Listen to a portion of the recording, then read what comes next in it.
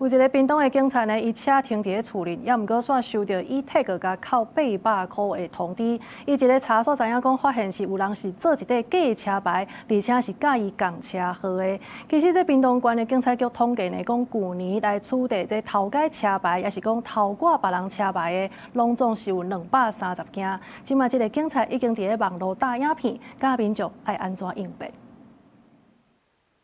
明明我人在上班，車也停在家裡，信用卡卻莫名出現 e-tag 自動儲值800元。民眾7月中時發現，明明人咧上班 ，e-tag 煞出現扣錢的通知，一查才發現車牌互人偷用去，驚對方佫繼續上路，就趕緊去報案。後來嘛到監理站重新辦理換車牌的手續，因為伊本身嘛是一位警察，就熱心甲規個過程翕落來做底片，搭佇網絡頂，教民眾若碰到這款情形，應該安怎處理？多了蠻多筆的。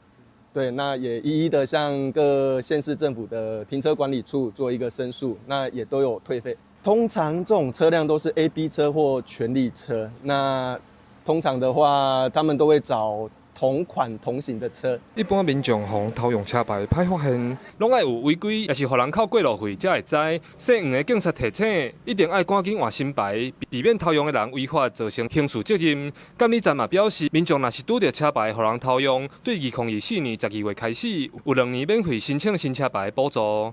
交通部針對於遭車牌冒用的一個受害者，自113年12月4號起，有2年免費的一個換牌機制，可以至警察單位報案，到各區的監理機關去免費換牌。剛除了向公路監理機關及交通事件裁核所提供查證資料，協助受害民眾凍結罰款，免予先行繳納並順利撤銷